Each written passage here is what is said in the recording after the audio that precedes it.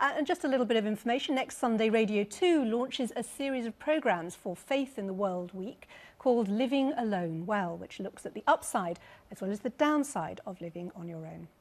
Now, you've been voting in our text vote today. Does the English Defence League represent a view that needs to be heard? And here's what you told us. 95% of those of you who voted said yes, it does, and 5% say no, it doesn't. For this little kind of reaction to it, we know it's not a scientific poll, but it expresses, people feel strongly enough to have contacted the programme. I mean, Shiv first, what's your thought about this issue?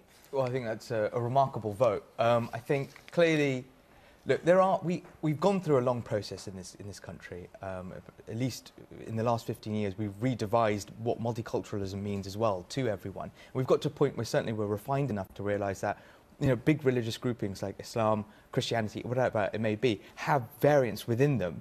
And in the last 5 years, I think we've seen also the Muslim community come out. We have seen that and start to tackle problems, cultural and religious ones, between themselves. We still haven't heard from Tommy today, at least, an apology for causing fear. Fear is what's in danger. Openly, any individual Muslim, of course, fear with our actions. I wholeheartedly and sincerely apologise. At the same time, I ask them to understand that people in our communities are feeling fear.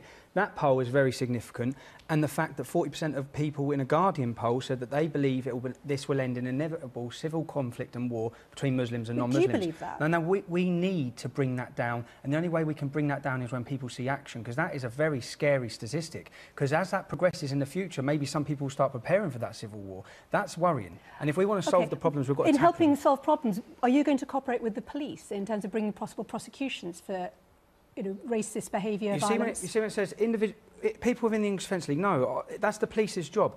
If you have information, if I had information on neo-Nazi Breivik-style attacks or anyone that was attacking individual Muslims or someone was going to blow up a mosque, as a human being, of course, that's the first thing I would do. It is tell the police. But with regards to giving information on English Defence League supporters, no, that's not my job. English Defence League is my family, and it was. I feel like this week I've lost my family, but at the same time I've done it for all the right reasons, and I want people to follow the lead. But you've gained a platform for a discussion which is absolutely crucial. And I think what your poll is saying is, please let's talk about this, because it's only by recognising a problem that you begin to solve it. We'll have to leave it there, I'm afraid. Thank you all very much indeed. Thank you to everyone who's taken part in today's programme. I should say there's more on the Silver Line website. We were discussing about elderly loneliness on our website.